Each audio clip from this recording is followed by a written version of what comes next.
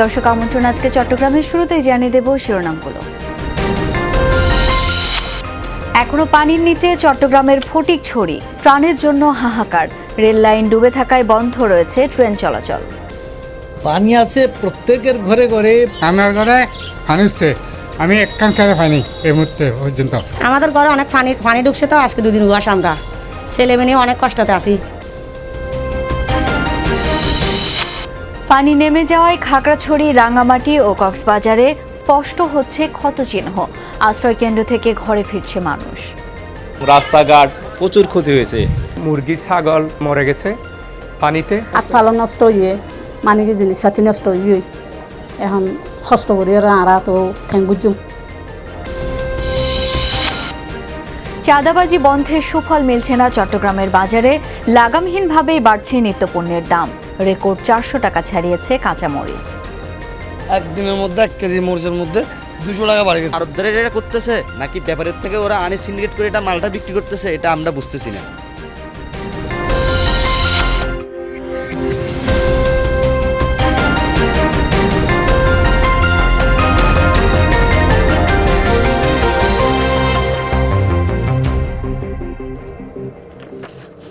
এতক্ষণ শিরোনামগুলো দেখছিলেন, আপনাদের সাথে আছি আমি শাওন দত্ত।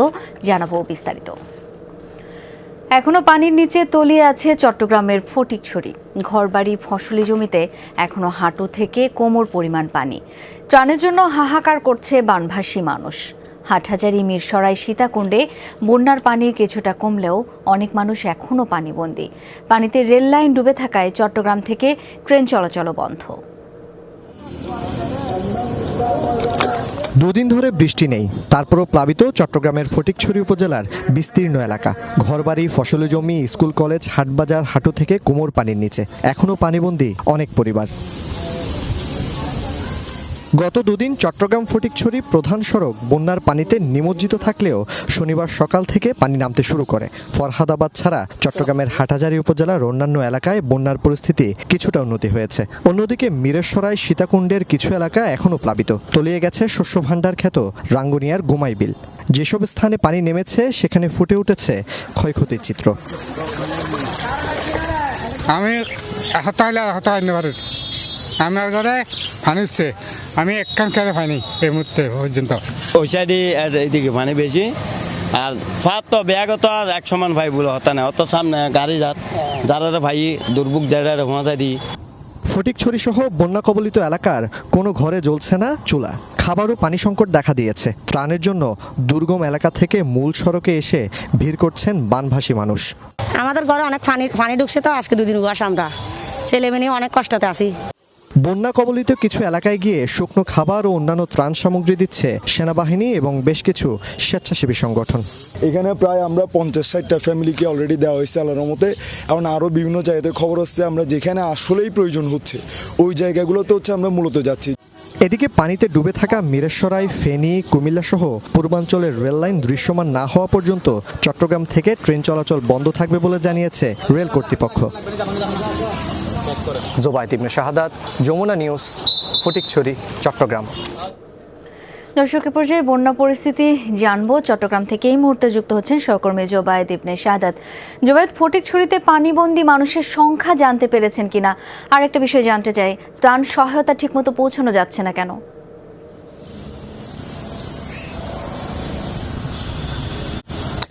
শাওন, তার আগে একটা কথা বলে রাখি আপনার প্রশ্নের উত্তর দেওয়ার আগে, যে এই মুহূর্তে পানি কিন্তু অনেকটাই নেমে গেছে। সকালে আমি যে পরিস্থিতি দেখেছিলাম তার থেকে প্রায় 2 থেকে 2.5 ফিট পানি কিন্তু নেমে গেছে, এবং সেই কারণে সাধারণ মানুষের কাছে ত্রাণ পৌঁছানোর ক্ষেত্রে আগে যে একটা প্রতিকূলতা ছিল, প্রতিবন্ধকতা ছিল, সেটা অনেকটাই কেটে গেছে। সাধারণ মানুষ এখন ত্রাণ সহায়তা পাচ্ছে এবং দলে দলে ট্রাকে ট্রাকে করে বিভিন্ন স্বেচ্ছাসেবী সংগঠন পাশাপাশি ব্যক্তি উদ্যোগে এসে এই ত্রাণ সহায়তা দিয়ে যাচ্ছে। এছাড়া সেনাবাহিনীর কয়েকটি টিম আমরা দেখতে পেয়েছি যারা এইসব বন্যা দুর্গতদেরকে ত্রাণ সহায়তা দিচ্ছে। যেই দৃশ্যটা দেখতে পাচ্ছেন এই জায়গাটাতে কিন্তু গতকাল রাত পর্যন্ত বলতে গেলে একেবারে পুরো ডুবেছিল। এই যে ঘরটা, সেই ঘরটা কিন্তু পানির নিচে ছিল। তো সেই জায়গা থেকে পানিটা যখন নেমেছে সাধারণ মানুষ একটু স্বস্তি পাচ্ছে, তবে এখনও রান্নাবান্নার যে সুযোগটা সেটা তারা এখনও পায়নি, ফলে তারা এখনও ত্রাণের উপর নির্ভর করছে। আর পানিবন্দী যে মানুষের সংখ্যা সেটা গতকাল রাত পর্যন্ত যে পানি যেহেতু বেশি ছিল তখন যেটা বলা চলে প্রায় 25 থেকে 30 হাজারের মানুষ বলা চলে একেবারে খুব বেশি পানিবন্দী ছিল। এই মুহূর্তে সেটা কমে প্রায় 15 থেকে 17 হাজারের মধ্যে এসে, এমনটা আমরা সাধারণ মানুষের কাছে জানতে পেরেছি। আর বন্যা দুর্গত যে মানুষরা তারা বলছেন যে তাদের ত্রাণের বিষয়টা সেটা যাতে এখনই থামানো না হয়, বন্ধ করা না হয়, কারণ তারা যেহেতু রান্না বান্না করছে না, ত্রাণের উপর নির্ভরশীল, তারা মানুষকে উদারত আহ্বান জানাচ্ছেন তাদের এই দুর্যোগপূর্ণ সময়ে তাদেরকে সাহায্য করার জন্য। শাওন। জোবায়েদ, ধন্যবাদ আপনাকে। 2 দিন বৃষ্টি না হয় খাগড়াছড়ি, রাঙামাটি ও কক্সবাজারে বন্যা পরিস্থিতির উন্নতি হয়েছে। পানি নেমে যাওয়ায় ঘরে ফিরছে মানুষ, পাশাপাশি স্পষ্ট হয়ে উঠছে ফসলি জমি, ক্ষেত খামার ও সড়কের ক্ষতচিহ্ন।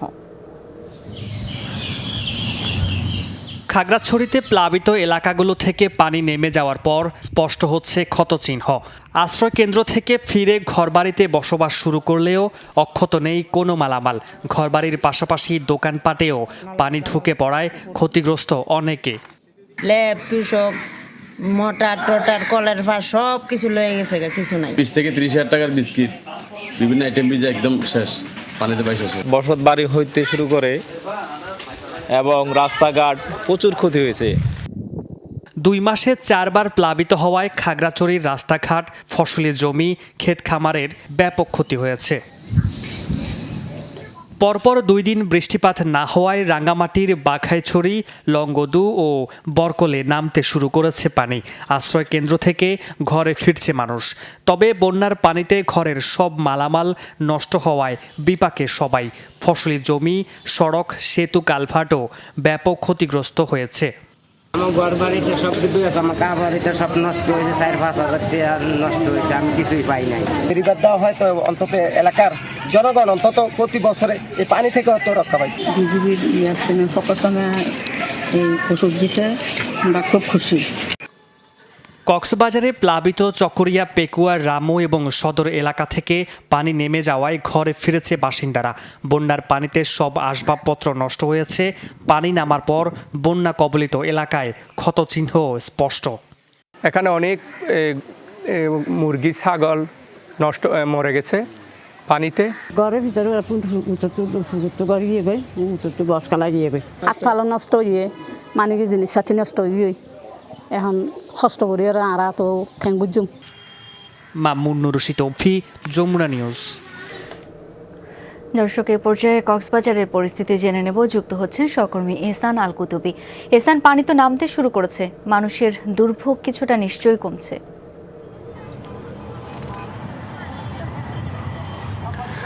হ্যাঁ, সেটাই শাওন। আমরা দেখছি কক্সবাজারের চকরিয়া, পেকুয়া, রামু এবং কক্সবাজার সদর সহ বেশ কিছু নিম্নাঞ্চলে মূলত পানি ভারী বৃষ্টির কারণে জলবদ্ধতার সৃষ্টি হয়েছিল। আজকে 3 দিন ধরে কিন্তু ভারী বর্ষণ নাই। ভারী বর্ষণ না থাকাতেই পানি নামতে শুরু করছে এবং একেবারেই বলা যায় নেমে গেছে, যার কারণেই পরবর্তী যে অবস্থা, মানুষের যেসব বাড়িঘরে পানি ঢুকছিল এবং পানি ঢুকে মানুষের আসবাবপত্র সহ বেশ কিছু নষ্ট হয়ে গেছে এবং সেগুলোই মূলত তারা কাজ করছে ঘরে।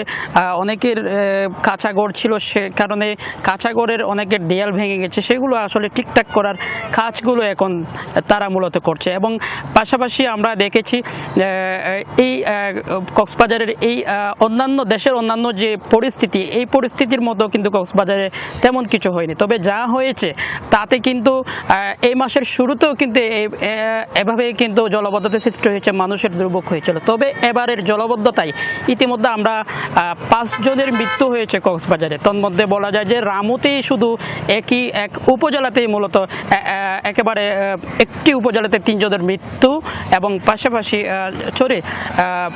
আরও 2টি শিশু সহ মোট 5 জনের মৃত্যু হয়েছে এবং এখনো পর্যন্ত একজন নিখোঁজ রয়েছে। সেটি হচ্ছে মহেশখালীতে যাওয়ার পথে ট্রলার থেকে পরে একজন নিখোঁজ হয়েছিল 2 দিন আগে, তার এখনো পর্যন্ত খোঁজ মেলেনি। এবং পাশাপাশি জলবদ্ধতার পরে যে মানুষের যে দুর্ভোগ, মানুষ কিন্তু ত্রাণ তৎপরতার সেটি কিন্তু আমরা বিভিন্ন জায়গায় চলতে দেখেছি। শাওন। ধন্যবাদ এহসান আপনাকে। নিত্যপণ্যের দাম লাগামহীনভাবে বাড়ছে চট্টগ্রামে। বিশেষ করে রেকর্ড 400 টাকা ছাড়িয়েছে কাঁচামরিচের দাম। শাকসবজি, মাছ, মাংসের বাজারও অস্থির। চাঁদাবাজি বন্ধের কোনো সুফলই মিলছে না। এজন্য বন্যা এবং সরবরাহ স্বল্পতার অজুহাত দিচ্ছেন বিক্রেতারা, আর তদারকি ঘাটতিকে দুষছেন ভোক্তারা। দুদিন আগেও চট্টগ্রামে কাঁচামরিচের দাম ছিল 150 থেকে 200 টাকা। রাতারাতি তা বেড়ে বিক্রি হচ্ছে 400 টাকা দরে, যা আওয়ামী লীগ সরকার পতনের পর সর্বোচ্চ দামের রেকর্ড। পরিবহনে এবং দোকানপাটে আগের মতো চাঁদাবাজি নেই, তারপরও মিলছে না সুফল, বাজারে প্রভাব নেই। বিক্রেতাদের এবারের অজুহাত দেশীয় মরিচের উৎপাদন স্বল্পতা এবং বন্যা।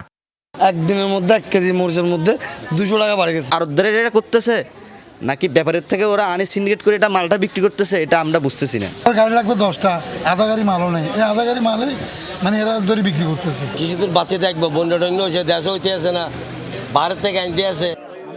সবজির বাজারও চড়া। কেজিতে 10 থেকে 20 টাকা বেড়েছে প্রায় সব সবজির দাম। পাশাপাশি চাল, আলুসহ নিত্যপণ্যের দামও ঊর্ধ্বমুখী। সবজির রেট আগের চেয়ে অনেক বেশি হাই। 60 টাকা, 70 টাকা, 80 টাকা, 100 টাকা, এভাবেই যা মানুষের নাগালের বাইরে। প্রতি কেজিতে 20 টাকা 25 টাকা বাড়তে এখন বাজারে কোনো মাল নাই। ওরা এখন বলতেছে যে বন্যার কারণে নাকি বেড়ে যাচ্ছে। আসলে আমরা যারা মধ্যবিত্ত পরিবার আছি, আমাদের জন্য সবকিছু কষ্টসাধ্য হয়ে পড়ে।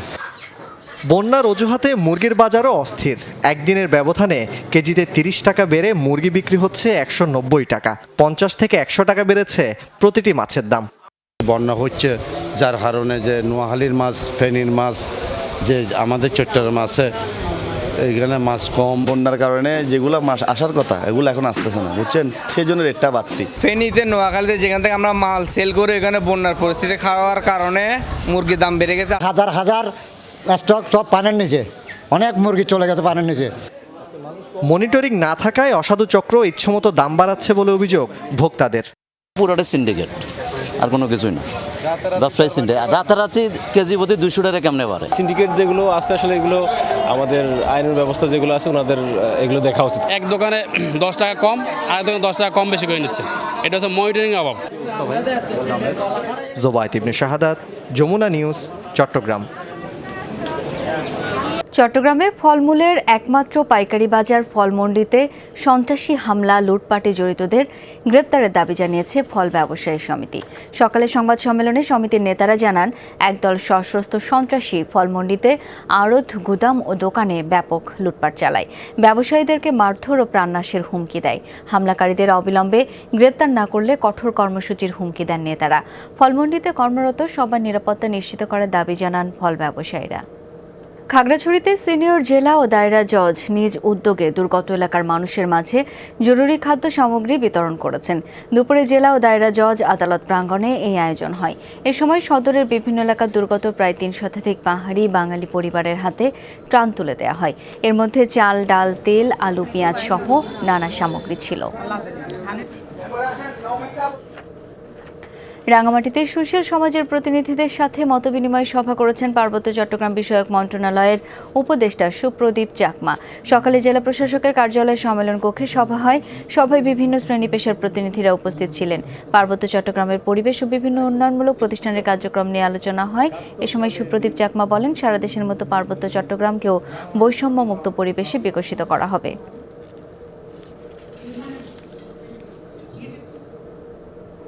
এই ছিল আজকে চট্টগ্রামে। এতক্ষণ সাথে থাকার জন্য সবাইকে অসংখ্য ধন্যবাদ।